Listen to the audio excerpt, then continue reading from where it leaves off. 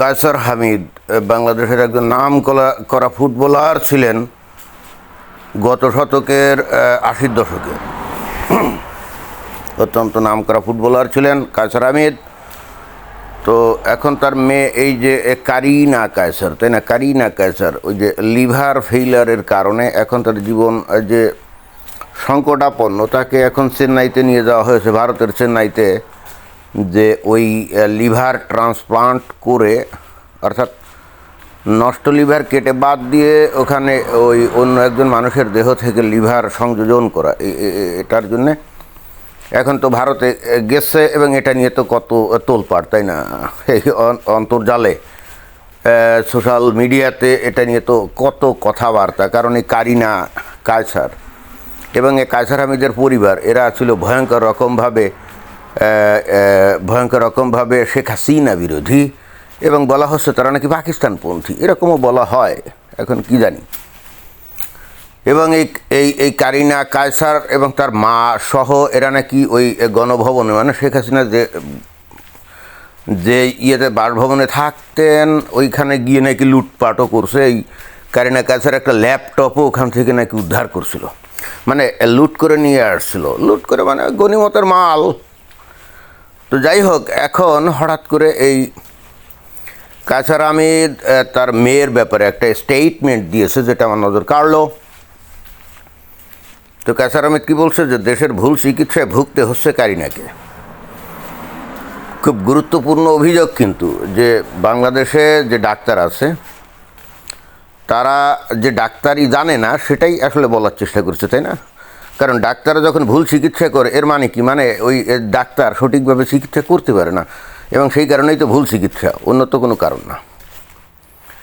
যদিও আমি জানি না আসলে ভুল চিকিৎসা কী বললো, যতটা আমি শুনছি এই লিভারে হেপাটাইটিস এ ভাইরাসের আক্রমণ ঘটছে।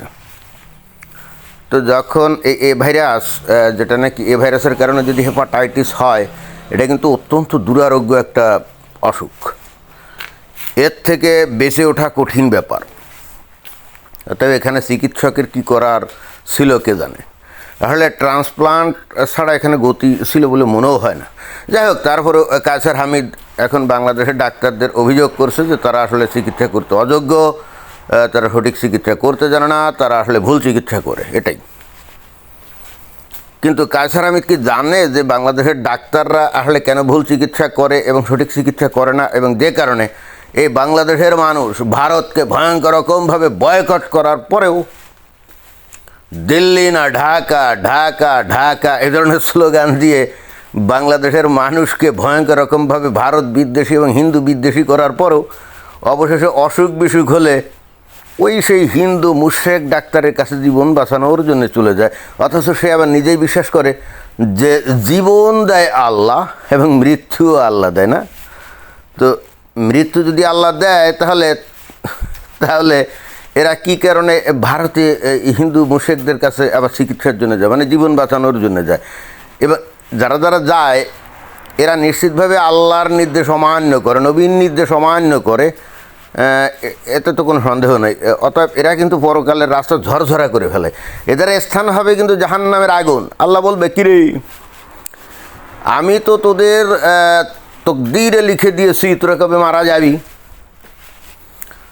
আর তোরা কি করলি, ওই লিখনটাকে ভুল প্রমাণ করার জন্য তোরা ভারতে গিয়ে, তাও একেবারে ওই ইসলাম অনুযায়ী নিকৃষ্ট প্রাণী, ওই যে ভারতের হিন্দুরা নিকৃষ্ট প্রাণী না, ওই যে সূরা আল বাইনা, কোরআনের সূরা আল বাইনার 6 নম্বর আয়াতে বলা আছে না, যে অমুসলিম যারা তারা সবাই নিকৃষ্ট প্রাণীর চাইতে অধম। তো আল্লাহ জিজ্ঞেস করবে কিয়ামতের মাঠে, কিরে এই নিকৃষ্ট প্রাণীর চাইতে অধম যারা, তাদের কাছে জীবন বাঁচানোর জন্য তোরা ছুটে গেলি, তখন মুমিন মুসলমানে কী উত্তর দিবে বলেন? অতএব আমি কিন্তু এই সমস্ত বিষয় নিয়ে চিন্তিত আছি। বাংলাদেশের যে সমস্ত মুমিন মুসলমানরা যে ভারতে চিকিৎসার জন্য যায়, তারা যে তাদের জাহান্নামের রাস্তা পরিষ্কার করে, এ সম্পর্কে তাদের কোনো আইডিয়া আছে বলে আমার মনে হয় না। তো যাই হোক, এখন কায়সার হামিদ বলছে যে ভুল চিকিৎসার শিকার হয়েছে তার মেয়ে কারিনা কায়সার। আমার এখন প্রশ্ন হলো যে বাংলাদেশের ডাক্তাররা যে ভুল চিকিৎসা করে তার কারণ কি? তারা কি মেডিকেল কলেজ থেকে ভালো করে ডাক্তারি বিদ্যা পড়াশোনা করে নাই, নাকি? যদি করে থাকে তাহলে তারা ভুল চিকিৎসা করবে কেন? আর ইন্টারেস্টিং ব্যাপার হলো বাংলাদেশের সবচেয়ে ভয়ঙ্কর মৌলবাদী ইসলামপন্থী লোকটাও কিন্তু বাংলাদেশের ডাক্তারদের উপরে আস্থা রাখে না। অদ্ভুত ব্যাপার না? আচ্ছা, বাংলাদেশের ডাক্তাররা তো মমিন মুসলমান, এবং বাংলাদেশের অনেক ডাক্তার আছে যেগুলোকে দেখলে ডাক্তারই মনে হবে না। দেখবেন যে লম্বা লম্বা একেবারে সুন্নতি দাড়ি, মাথায় টুপি, আপাত দেখলে মনে হবে যে সে বোধহয় কোনো মসজিদের হুজুর হবে বা মাদ্রাসার হুজুর হবে, অথচ ডাক্তারি করছে, এরকম। তো কায়সার হামিদ কি একবার খুঁজে দেখছে যে বাংলাদেশের যারা নাকি ডাক্তারি করে তারাও তো মেডিকেল থেকে পাশ করছে এবং একই বিদ্যা অর্জন করছে যেগুলো নাকি ভারতের ডাক্তাররাও পড়ে। তো ভারতের ডাক্তাররা ভালো চিকিৎসক হয়, কিন্তু বাংলাদেশের ডাক্তাররা ভালো চিকিৎসক হয় না কেন? তারা কেন ভুল চিকিৎসা করে? এবং খালি যে ভুল চিকিৎসা করে তাই না, আমরা যেটা দেখি যে বাংলাদেশের ডাক্তারদের মানসিকতাটা অনেকটা কসাইয়ের মতো। কোনো রুগী বাংলাদেশের ডাক্তারের কাছে গেলে ডাক্তারের উদ্দেশ্য ওই রুগীর চিকিৎসার থেকে রুগীর পকেট থেকে কত টাকা কিভাবে বের করা হবে এই ধান্দায় ব্যস্ত থাকে।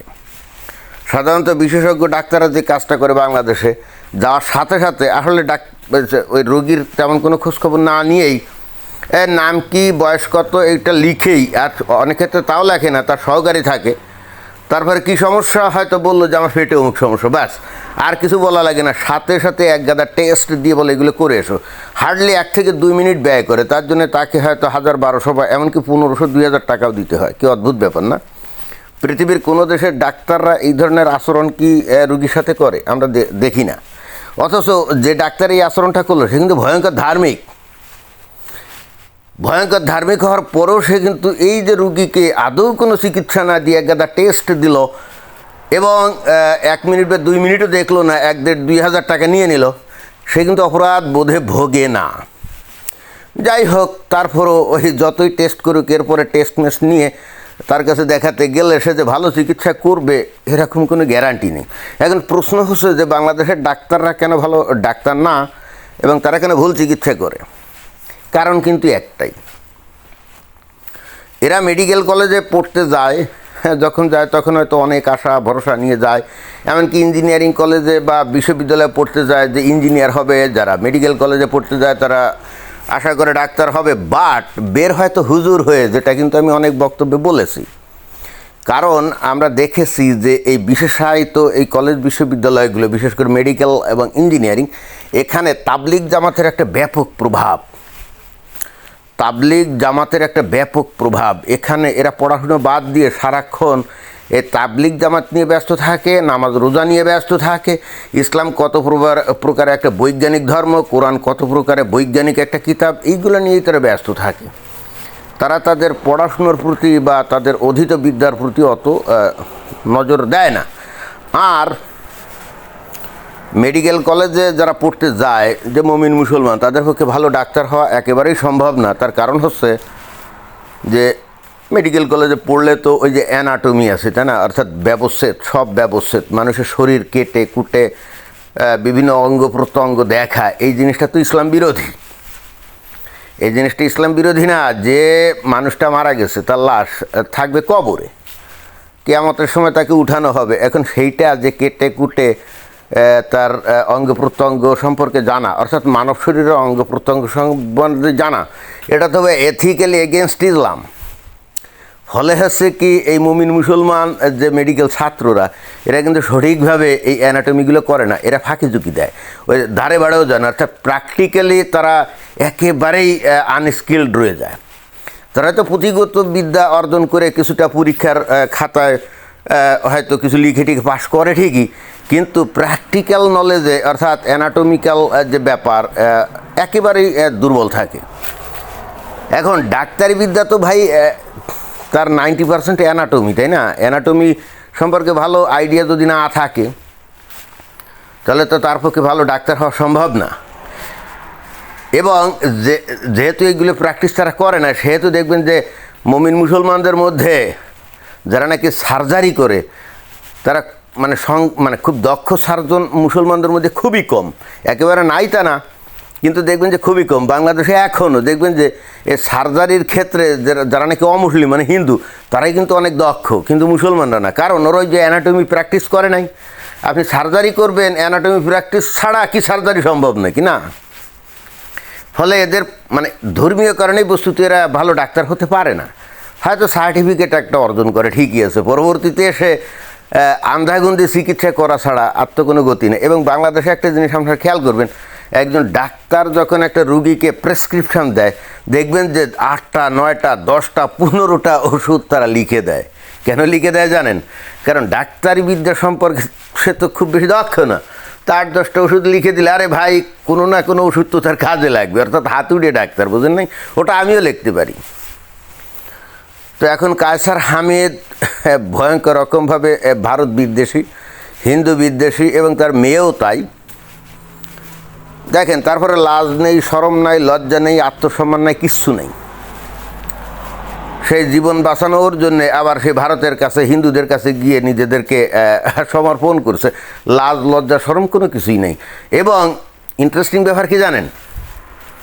ইন্টারেস্টিং ব্যাপার এই যে চেন্নাইতে এখন যদি ওর মেয়ের ভালো চিকিৎসা হয়, অর্থাৎ ভালো ট্রান্সপ্লান্ট করা হয় লিভার, এবং তার মেয়ে যদি ভালো হয়ে যায়, এরা যে ভারতের হিন্দু ডাক্তারদের উপর কৃতজ্ঞ থাকবে তা কিন্তু না।